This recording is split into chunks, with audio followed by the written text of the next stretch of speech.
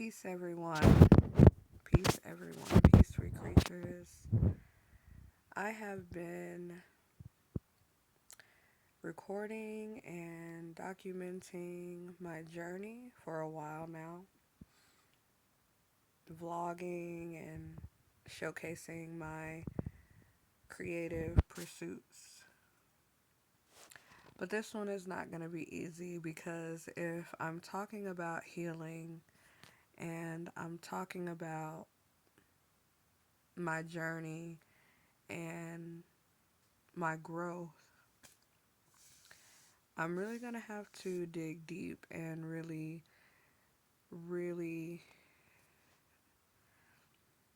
navigate through some troubled waters, I should say. I really want to talk about faith, and I want to talk about family, because when I mention healing and growing, I mean that across the board, holistically, everyone.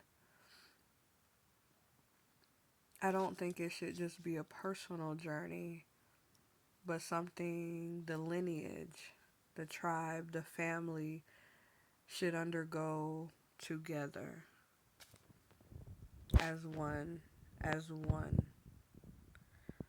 because we need one another. A lot of my creative endeavors started when I was a child, being an artist and having big dreams and big desires to accomplish and to achieve. But none of that would be possible without the inspiration coming from my family, coming from my siblings, coming from my father, even my mother. And as I talk about, or just show rather, my journey healing as a young woman who lost her child and how I grow and navigate through that, and also through a sobriety journey, I would have to start as my journey as a daughter, because I was a daughter first.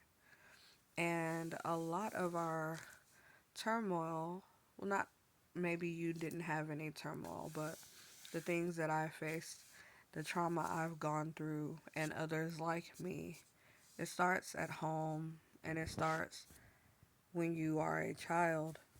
And if we're talking about mental wellness and emotional wellness, we have to look deeper. We have to look at the beginning, not dwell there, but it must be accounted for.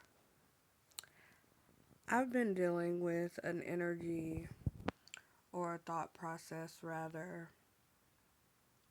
in my close community and family and circle and unit. When you start talking about having empathy, when you start talking about operating with compassion and kindness or a God-like frequency,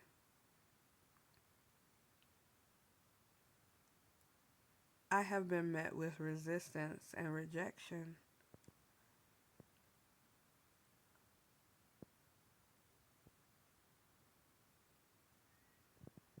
When I pose the question to individuals like cousins or aunties about my thought process and family communicating or showing high levels of protection when one individual member of the family is being targeted or ostracized,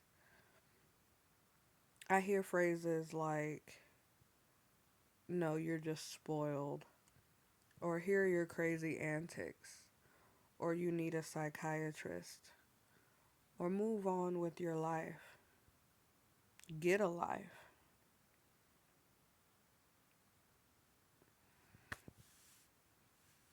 Now, my mother and I, we have been stepping into our calling, our purpose, healing, and really sitting with self. We've had to sit with self.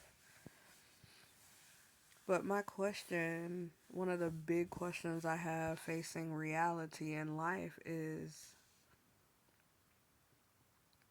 are we to accept dysfunction as normal?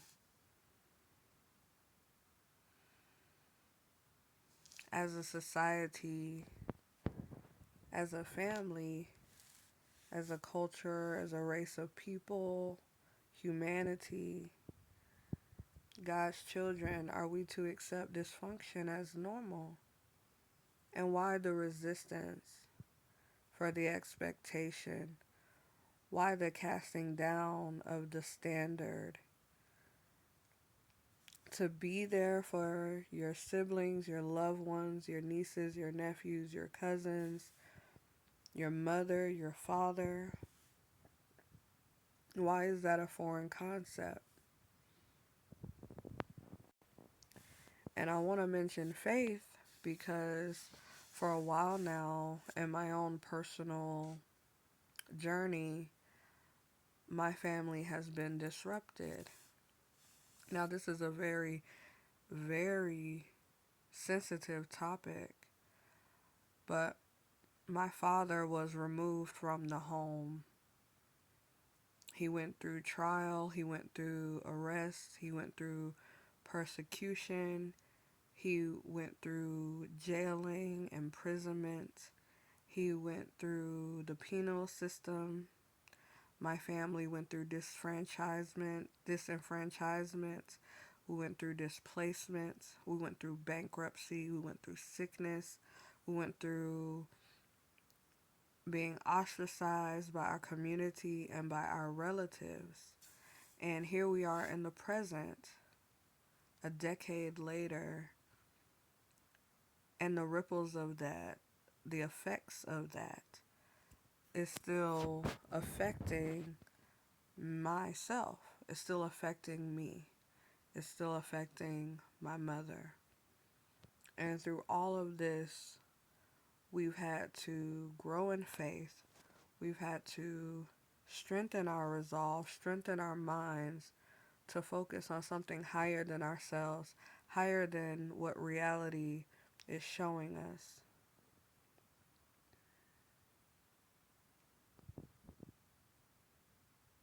How did we get here? And how do we really receive help from these ongoing states of emotional turmoil and torment when we're left alone to our own devices? And then when you mention God, when you mention the Holy Spirit, your friends, your relatives, they call you a fanatic. They say you're crazy. They don't want to deal with it. They don't want to hear. But how can one live in a false narrative and claim to be Christian, claim to be righteous, claim to be whole? I don't see it, and I don't understand, and I don't think I ever will. I'm searching for my father. I'm reaching out for him. There are some relatives who know where he is and they're in communication with him. And I know that you can't force someone to do something that they don't want to do, but I'm really addressing the mindset of it all.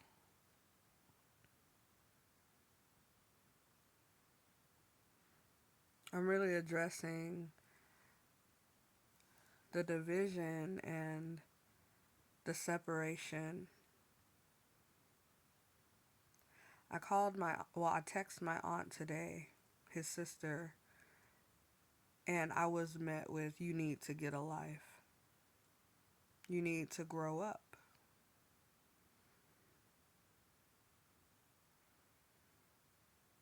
How cruel, how heartless is it, in my opinion, for an individual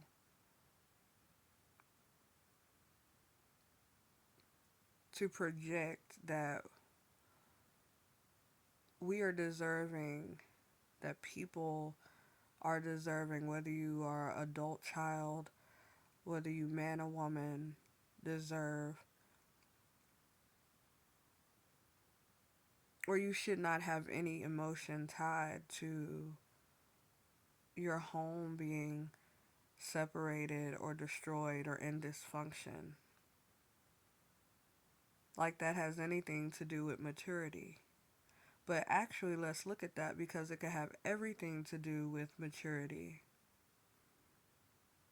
If there's dysfunction in the home, one could pose that certain individuals may not show signs of maturity as standard as the standards of society are.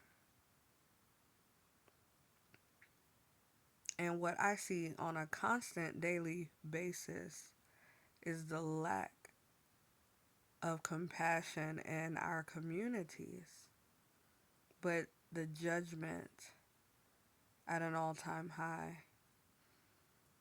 Where is the love? Is there not any love anymore in the world?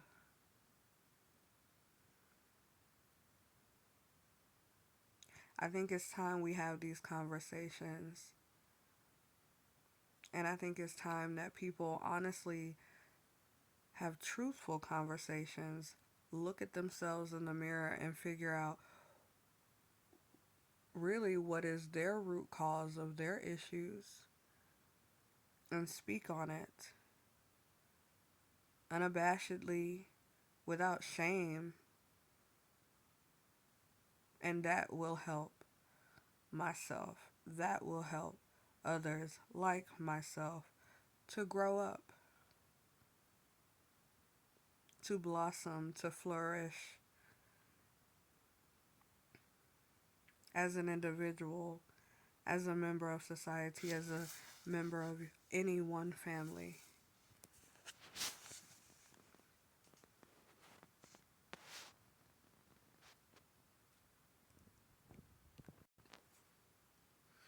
My mother, she has had 4 heart surgeries. We have lost our home.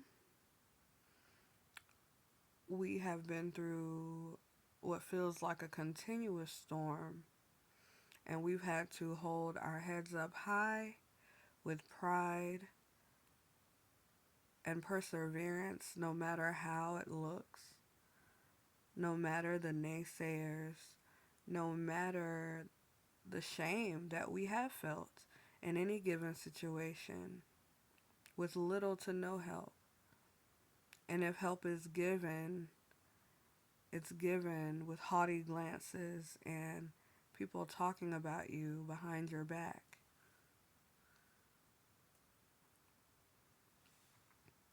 And I refuse to come into agreement with that. I refuse to accept that as normal, as love, as kindness.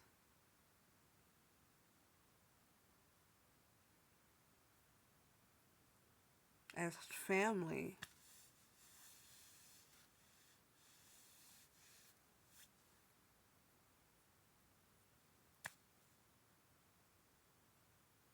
Healing takes time, healing isn't linear, and we must have faith. But today, in days like today, it can be very hard to have faith and to believe in the unseen and to have hope for a better day and to trust for reconciliation or to trust that you will be healed or to be made whole or restored or being brought back to your whole self when odds are stacked against you, when problems seem to be compounding one on top of the other, one on top of the other, and it seems like you're on a limb by yourself.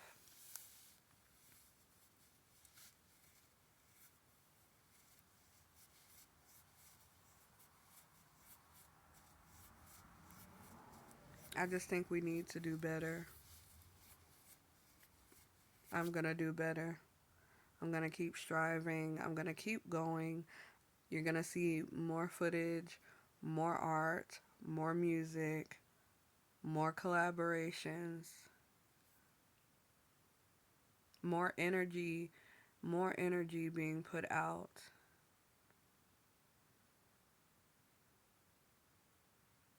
But I'm looking for my father. I'm looking for the day where my mother is happy and whole. I'm looking towards my highest self. And I'm looking for God's glory to continue to shine in my life. Simply put, faithfully put. But people speak about mental wellness as if it's something simple.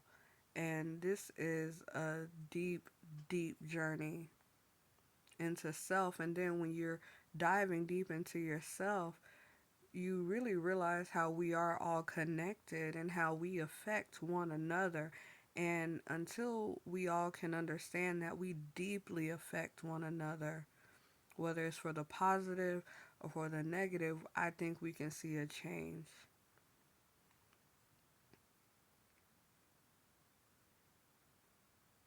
My father's name is Kirk D'Angelo Evans. If anyone would like to be a help in my journey to healing and growing and making some more of my dreams come true into a reality.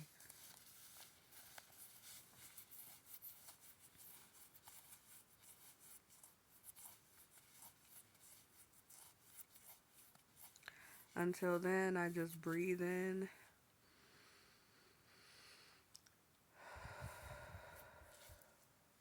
and exhale.